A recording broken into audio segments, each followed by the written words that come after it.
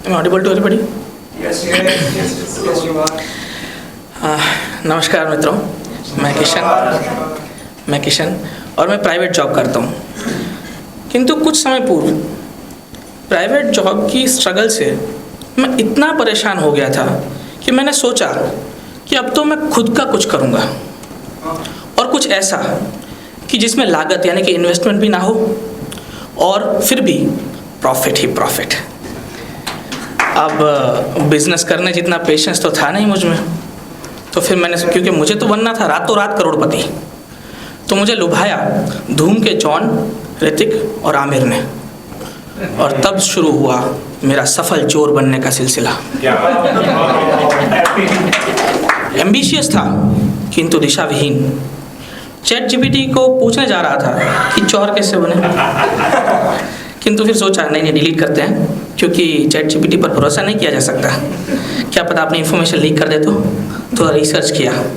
उसके बाद अमावस्या की काली रात में काले कपड़े पहनकर अपना मुंह काला कर चोरी करने के इरादे से निकल पड़ा। मैं घुस गया एक घर में रात के 1 बजे, क्योंकि रात के 1 बजे तो सब सो ही रहे होते हैं, है ना, तो चुपचाप से चोरी करके निकल जाऊंगा। किंतु ये बिंज वॉच लोग एक रात में सारी सीरीज निपटा लेते हैं। यदि किसी ने मुझे देख लिया तो मुझे भी निपटा लेते हैं। तो मैं घबराया हुआ सा था। मैंने देखा लोग बैठे हुए हैं, फिर भी मैंने हिम्मत जुटाई और मैं आगे बढ़ा। अब मुझे डर भी लग रहा था और सुसु भी। मैं डर को संभाल सकता था, किंतु सुसु ना ना ना ना ना ना ना। तुरंत मैंने तिजोरी का दरवाजा छोड़ा और टॉयलेट के दरवाजे की तरफ दौड़ा, किंतु उसी संगीन अवस्था में पकड़ा गया। जब 2 बार ऐसा रिपीट हुआ तो मुझे समझ में आ गया कि ये रात मुझे रास नहीं आ रही है। धूम 2 में जैसे ऋतिक सर ने, आपने देखा होगा, वाइट पेंट करके गए थे चोरी करने के लिए। मैंने भी लगाया वाइट पेंट, गया मैं चोरी करने। लोग मुझे देख पा रहे थे, लोग मुझ पे हंस रहे थे। फिर मुझे समझ आया कि कोयले चुराते वक्त वाइट कलर नहीं लगाना चाहिए था। मूर्ख बना, असफल बना, किंतु हार नहीं मानी। मैंने भी सुना था कवियों से, कोशिश करने वालों की कभी हार नहीं होती, है ना। ऐसे ही तुरंत मैं तैयार हुआ। मैंने सोचा कि अब क्या किया जाए। स्वैग से हिम्मत बढ़ाकर घुस गया एक सुपरमार्केट में। एक डिपार्टमेंट से ब्रेसलेट उठाया, पहन लिया। दूसरे से घड़ी उठाई, पहन ली। तीसरे से चश्मा उठाया, पहन लिया। आगे बढ़ के बाहर की तरफ जा रहा था, सीसीटीवी देखा, नमस्कार किया, मुड़ा, चश्मा रखा, ब्रेसलेट, घड़ी सब कुछ उतार के अपने आप को टपली मार के बाहर निकल गया। किंतु मैंने सोचा कि आज तो मॉल के बाहर से कुछ ना कुछ चुरा के ही जाऊंगा, किसी ना किसी की जेब काट कर ही जाऊंगा। तो मैंने देखा कि एक चहचहाता हुआ नौजवान आ रहा था, चमचमाती हुई घड़ी पहन के।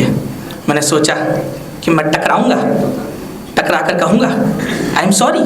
वो कहेगा इट्स ओके, बट वो तो इट्स नॉट ओके होगा। मैं गया, मैं भिड़ा, और भिड़ के मैंने उसके हाथ से घड़ी उतार ली, और मैं कुछ कहूँ उससे पहले वो बोला आई एम सॉरी। मैंने कहा इट्स ओके। है इट्स ओके। मैंने अपनी जेब पे हाथ लगाया, मैंने देखा मेरा बटुआ गायब। मैं मुड़ा, फिर वहाँ पे सोचा कि चलिए ठीक है, उसने तो केवल बटुआ ही मारा है, मैंने तो उसकी रिलैक्सो की घड़ी मार ली। रिलैक्सो तो चप्पल बनाती है, ये घड़ी। साला मेरे ओरिजिनल पैसे लेके अपनी डुप्लीकेट घड़ी थमा गया था। बिना लागत वाले धंधे में घाटा किया था मैंने।